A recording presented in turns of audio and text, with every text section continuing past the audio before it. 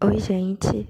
Na aula de hoje eu havia planejado fazer uma revisão, porque a gente acabou o tópico de sociólogos clássicos, mas surgiu uma certa urgência em tratar da questão do racismo, que está repercutindo bastante com os movimentos das últimas semanas, e aí eu pensei, por que não ligar essas duas coisas numa só aula?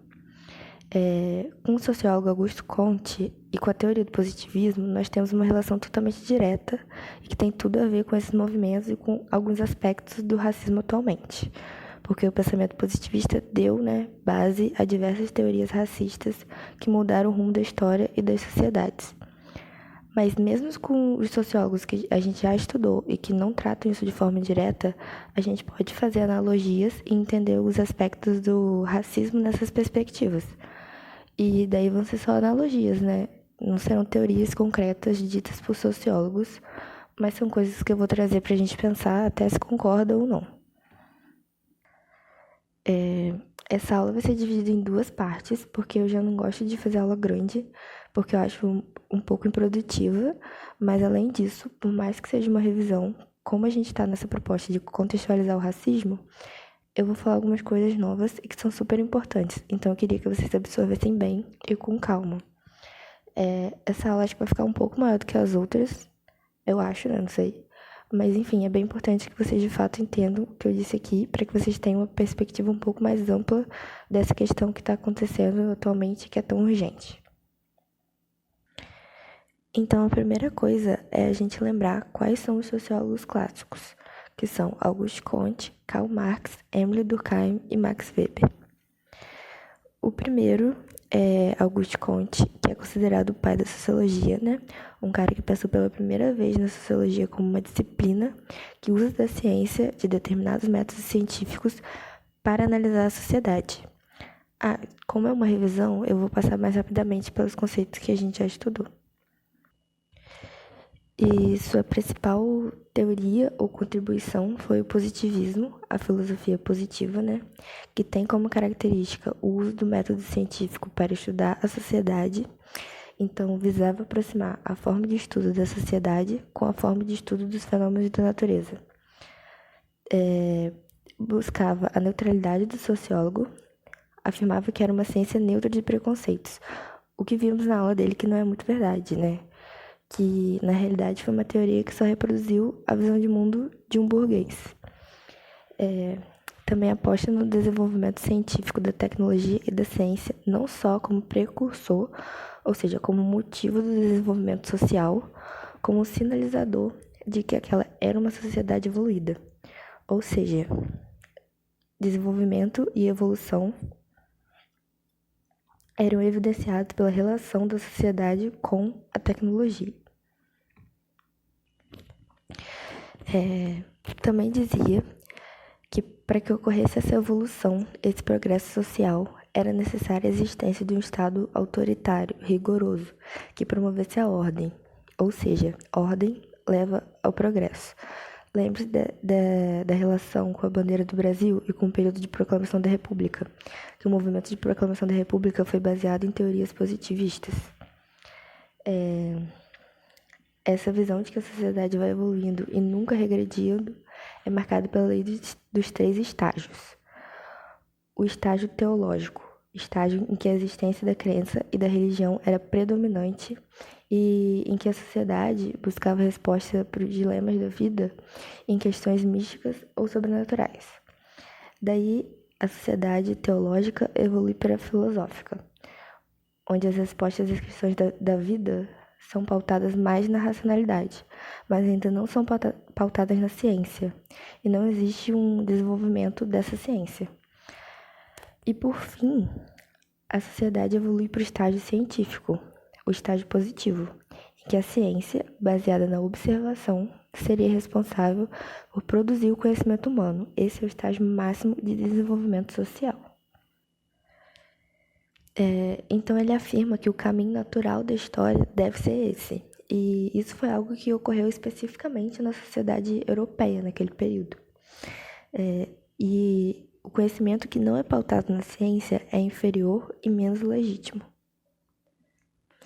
E essa perspectiva passa a ser muito problemática, porque literalmente coloca a sociedade europeia cientificista acima de outras sociedades.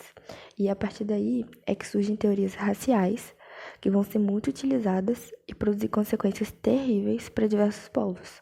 Surge o chamado racismo científico do século XIX. E é científico, entre aspas, porque sim, eles buscam legitimar o racismo na ciência, mas tudo que eles utilizaram como comprovação científica não é correto, não é mais cientificamente correto. E atualmente existe, ou plenamente, ou deveria, me embolei, existe, ou pelo menos deveria existir, o entendimento disso, de que não é correto, não é cientificamente correto. E aí é importante a gente ressaltar que Auguste Comte não foi quem criou essas teorias que embasam o racismo científico que vamos ver. Essas teorias foram criadas por pessoas que leram sobre o positivismo e afirmaram essas coisas, mas não foi Auguste Comte. Porque assim, o positivismo se espalhou muito na Europa. Não só na Europa, né, mas até no Brasil, tanto que influenciou o movimento republicano. E foram criadas diversas escolas ao redor do mundo que consumiam essa teoria e, a partir daí, produziam novas teorias. E foi isso que aconteceu. A primeira que vamos ver foi a que eu comentei nessa aula de Auguste Comte, então é uma revisão, que é o darwinismo social. Foi criado por Herbert Spencer, que com esse pensamento de aproximar o método de estudo das ciências naturais com a sociologia, fez uma analogia entre a teoria evolucionista de Darwin com a sociedade. Então, para ele, existem raças superiores às outras. No caso, a superior seria a raça branca e ela é mais forte. Tem uma sociedade mais evoluída, né? Seguindo o pensamento de que quem desenvolve tecnologia e ciência estaria no estágio superior de evolução. E daí, por outro lado, existem as outras raças, principalmente as pessoas da África e Ásia, que deixariam de existir, porque são inferiores e não atingiram o estágio científico da sociedade. E assim como Darwin explica a evolução da natureza, falando que os animais mais fortes se sobressaem e os mais fracos deixam de existir com o passar do tempo, isso ocorreria na sociedade. Daí, essa teoria é muito utilizada para legitimar invasões na África e Ásia, no final do século XIX, o chamado neocolonialismo, porque cria o chamado fardo do homem branco, que o homem branco deveria ir para essas sociedades e salvar essas sociedades e levar para elas a civilização. Porque se eles não fizessem isso, essas sociedades seriam extintas. Então ele estava indo para lá para salvar elas. Só que na realidade era uma desculpa para poder entrar nesses territórios e explorar de todas as formas, economicamente, tirar riquezas e colonizar novamente. E essa é uma analogia super errada, né? Em diversos aspectos. O primeiro deles é que essa questão de raças não existe na biologia. Nossa sociedade não é composta por raças diferentes. Somos todos da mesma raça, biologicamente falando. Somos bem iguais. Mas por ter sido utilizado por muito tempo, a expressão raças ainda existe na sociologia, infelizmente até, mas isso não deve ser um problema se a gente entender que é só uma expressão sociológica sem veracidade e utilidade biológica. A biologia não legitima isso. Além desse erro, hoje a gente entende, ou pelo menos deveria entender, que desenvolvimento da ciência e da tecnologia não é sinônimo de superioridade nem de evolução. Inclusive, traz diversos problemas para a sociedade, que temos que lidar devido a esse forte desenvolvimento e que não devemos menosprezar formas de conhecimento, culturas e nem visões de mundos diferentes. Não existe isso de superioridade e inferioridade cultural. Também influenciado por essa vontade de explicar cientificamente a hierarquia de raças, surge a craniometria, em que médicos irão analisar a diferença do tamanho do crânio entre brancos e negros, e daí quando eles observavam, né, um crânio de um branco sendo maior do que o do negro, eles usavam isso para afirmar que o cérebro do branco é maior e por isso o branco é mais inteligente, é superior e defender a morte de negros. O que não tem menor respaldo científico ou compromisso com a ciência e é um grande absurdo e é muito triste pensar que isso existiu. A antropologia criminal foi criada por Cesare Lombroso, que fazia parte da escola positiva italiana, ou seja, que seguia a doutrina positivista e afirmava que é possível identificar um criminoso pela sua aparência, pelo seu biotipo. Afirma que as consideradas raças inferiores, como negros e índios, eram mais propensos ao crime. Ele cria o conceito de criminoso nato e isso foi realmente levado a sério. Pessoas foram mortas ou esterilizadas para que não pudessem reproduzir e passar seus genes adiante só pela aparência física, mesmo que não tenham cometido nenhum crime.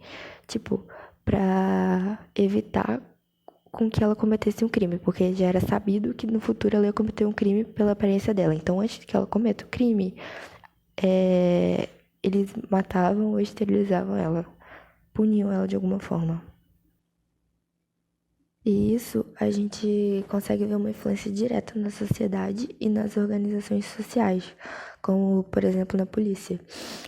Infelizmente, essa ideia de cara de bandido é muito viva até hoje e pode explicar a diferença de abordagem policial de uma pessoa branca para de uma pessoa negra. Na maioria dos casos, a pessoa branca nem é parada.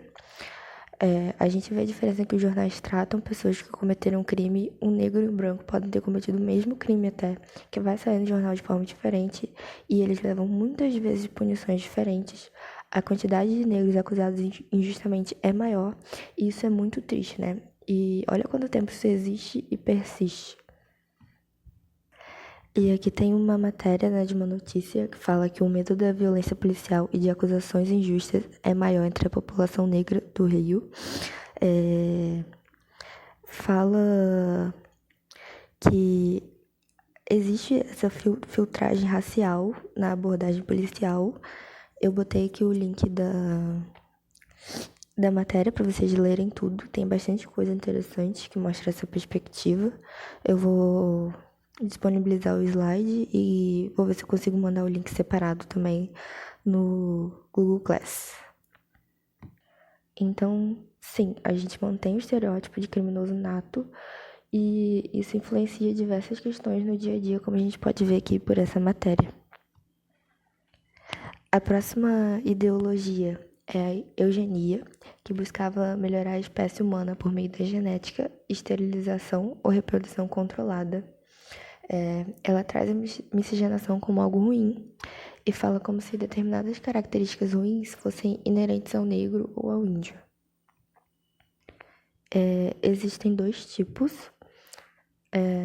A eugenia positiva, que não tem nada de positivo, é só o nome, que consiste em melhorar a espécie humana sem cometer genocídio, se usa da reprodução entre raças para acabar com uma característica. Foi o que aconteceu no Brasil, né? Após o processo de abolição da escravidão. Foi implantada a chamada política de branqueamento, que consistia na vinda de imigrantes europeus para o Brasil para que a população branca aumentasse e para que em algumas gerações a população negra fosse sumindo. Cada geração que passava, a população negra ia sumindo. Ia ocorrendo o branqueamento da sociedade.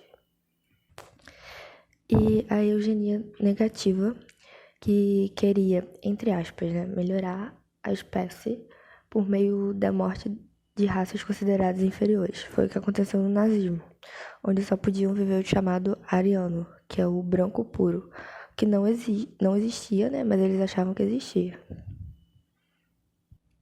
E um dos caras que defenderam esse pensamento foi Conde de Gobineau, no livro Ensaio sobre a Desigualdade das Raças Humanas. Ele afirmou que o problema da população brasileira era a mistura de raças, que fez com que essa população fosse preguiçosa e complicada, porque herdava os genes ruins dos negros e dos povos indígenas, e isso que explicava o comportamento caótico da sociedade.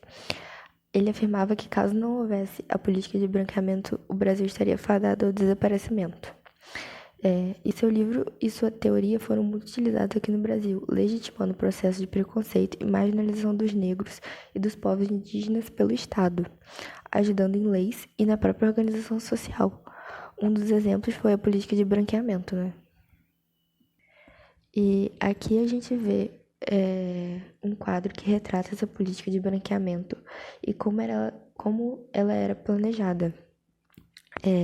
A avó era negra e teve uma filha com um cara branco, e aí essa filha já nasce com a pele mais clara, que é essa aqui que tá do lado dela segurando a criancinha. Daí essa filha se casa com um imigrante branco, que é esse cara aí que tá do lado, e o filho nasce branco. Essa era a ideia, né? Era o que eles queriam que acontecesse, que a população fosse ficando branca com o passar das gerações. Daí, eles concediam benefícios para os imigrantes virem para o Brasil, enquanto os negros ficavam cada vez mais marginalizados.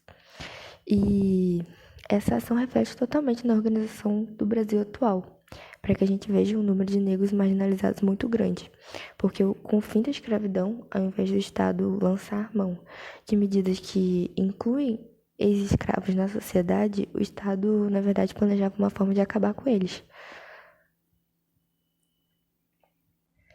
E tudo isso, todas essas teorias formam o racismo científico. E infelizmente vimos que estão presentes e continuam produzindo cenários e situações absurdas e revoltantes. Agora a gente vai rever o nosso segundo sociólogo, Karl Marx, e a gente vai fazer uma analogia de um conceito dele com a questão racial, mas não foi Marx quem disse. Então é só um pensamento que eu trouxe para a gente contextualizar essa questão nos conceitos que a gente já viu. Eu vou passar um pouco mais rápido, porque é de fato a revisão, e o objetivo aqui é vocês perceberem se vão lembrando do que eu tô falando e verem mais uma vez se tem alguma dúvida. O primeiro conceito que a gente viu foi de burguesia e proletariado. A burguesia consiste no grupo detentor dos meios de produção, das fábricas e das máquinas, e o proletário é detentor da mão de obra, é o que utiliza o seu trabalho para ganhar dinheiro. Lembre-se que Marx não diz que burguesia é quem é rico e proletário é quem é pobre. Mas é importante saber que naquela época, na maioria dos casos, o burguês era rico e o proletário era pobre. Mas pode sim existir um proletário, ou seja, alguém que presta serviço e que é rico. Mas esse não é o foco, só não confunda. Depois nós vimos a luta de classes, que é o conflito entre essas duas classes, a burguesia e o proletariado. A mais-valia é a diferença entre o valor produzido pelo trabalhador e o valor recebido por ele. Ou seja, um trabalhador usando a produção de 1.000 camisas por mês. Mas o valor do salário dele não chega nem perto do valor dessas 1.000 camisas. A mais-valia é justamente o que dá o lucro para o burguês. O próximo conceito é o de alienação. Ele é proveniente da especialização do trabalho, impede que o trabalhador saiba medir a importância do seu trabalho. O exemplo que eu dei foi de um proletário que trabalha numa montadora de automóveis e ele tinha uma única função quando a esteira passava, que era de apertar um parafuso. E aí quando ele vê o carro pronto, o produto pronto, ele não consegue ter dimensão do quanto aquele trabalho que ele fez vale. E isso ajuda justamente no processo de exploração, porque o valor que o burguês quiser pagar para ele é o valor que ele vai aceitar, porque ele não sabe como contestar isso. A reificação é o processo de desumanização do trabalhador. Então, na verdade, é o processo de aproximação do trabalhador com a máquina, com a coisa, com um objeto. Então, coloca-se uma esteira numa certa velocidade numa indústria e o trabalhador não pode sair daquele ritmo. E quem dita o ritmo é a máquina, não é o trabalhador. E aí, esse sistema impede que ele tenha qualquer necessidade humana. Tipo, se ele quiser coçar o pé, ele não consegue, porque a esteira vai passando e ele não tem como pausar. Então, ele tem que reprimir qualquer necessidade que ele tenha e tem que continuar agindo como se fosse uma máquina. Isso era muito comum no Fordismo. O fetichismo da mercadoria é o fenômeno recorrente em que uma mercadoria tem seu valor e sua importância, aumentados pelo que ele representa na sociedade. É quando a gente pensa em uma blusa que não tem nada de especial, ou um tênis super normal, que custa o quádruplo do que os tênis que não são de marcas famosas. E isso é justificado só porque ele é de marca famosa, pela ideia que aquele símbolo que vem naquele tênis tem na sociedade. Então, esse valor, ele não é pautado na mercadoria em si, no material utilizado, mas no que aquilo representa na sociedade. Outro conceito que vimos é o de infraestrutura e de superestrutura. A infraestrutura é a sociedade em si, onde as lutas de classe acontecem, e a superestrutura é fruto das estratégias dos grupos dominantes para a consolidação e perpetuação de seu domínio. Ou seja, a infraestrutura é a sociedade em si, são as pessoas essas que, de acordo com Marx, estão em uma constante luta de classes. Já a superestrutura são os mecanismos abstratos que são promovidos e fomentados pela classe dominante da sociedade ou a classe dominante da infraestrutura para que essa desigualdade se mantenha. Ou seja, são leis, normas, processos, ideologias, organizações públicas ou privadas que sustentam essa desigualdade. E relacionando com o racismo, a gente pode pensar no chamado racismo estrutural, que são práticas racistas que persistem nas leis, nas empresas, nas instituições sociais, nas ideologias e até na nossa linguagem. Um exemplo é o racismo que existem nas normas das empresas, em que negros são desqualificados ou até excluídos de um processo seletivo por serem negros. E eu coloquei aqui uma reportagem que aponta que 60% dos negros já sofreram racismo no seu trabalho. Então, como essa superestrutura, ou seja, empresas públicas ou privadas, corroboram para a manutenção do racismo. Nessa reportagem também é evidenciado como os negros muitas vezes têm que modificar suas características naturais, raspar ou prender o cabelo para serem aceitos. E isso é só um exemplo de racismo estrutural, porque ele existe em várias instâncias, como eu disse anteriormente, até mesmo no sistema de saúde. Voltando mais para o conteúdo de revisão, né, saindo um pouco dessa contextualização, é importante a gente lembrar que a proposta dada por Marx para resolver os conflitos e as desigualdades sociais é o comunismo, que seria um estágio final. E que para chegar nesse estágio final deveria se passar antes pelo socialismo. Então, o socialismo é um caminho para o comunismo. Então, a sociedade ia deixar de ser capitalista e ia passar a ser socialista e depois, finalmente, comunista. Então, o socialismo seria estágio provisório marcado pela revolução do proletariado que iria destituir o poder estatal e estabelecer uma ditadura do proletariado. Depois disso, ia chegar no comunismo. Mas como que chegava nesse comunismo? Durante esse estágio de socialismo, esse proletariado que assumiria o comando, né, que seriam os ditadores, eles iriam investir numa educação que fosse emancipadora nesse sentido. E aí, depois de anos, a gente ia conseguir ter uma sociedade que fosse de fato consciente, e aí a gente ia chegar no comunismo. Após anos de conscientização da sociedade, haveria um entendimento da importância da plena igualdade social, e o Estado poderia ser extinto. Começaria um sistema livre, que se autorregula, no qual não existe propriedade privada. Então, as pessoas teriam consciência de que a desigualdade é algo ruim, de que todos deveríamos ser iguais. E, apesar de vários países se declararem comunistas, nenhum país da história atingiu esse estágio. E é fácil a gente perceber porque, como a gente pode ver aqui, né, no comunismo não haveria Estado. E a gente não tem nenhum lugar no mundo que não tem Estado. Na verdade, os lugares que se dizem comunistas, eles são, na verdade, socialistas, em que existe uma ditadura rígida. Enfim, gente, é isso. A aula ficou um pouquinho maior do que o normal, mas acho que ela foi muito importante, evidenciou vários paradigmas que temos nessa questão racial. Espero que tenha ajudado vocês a entenderem um pouco mais algumas das origens desse preconceito racial. Na próxima aula, vamos continuar com essa revisão contextualizada, com analogias, né? E sempre busquem se informar e construir o conhecimento de vocês de maneira autônoma. Busquem ler e ouvir representantes dos movimentos negros, porque eu nunca vou conseguir chegar aqui e falar absolutamente tudo que é pertinente. Isso é só uma parte. No mais, qualquer dúvida, podem me procurar, estou sempre à disposição e continue estudando.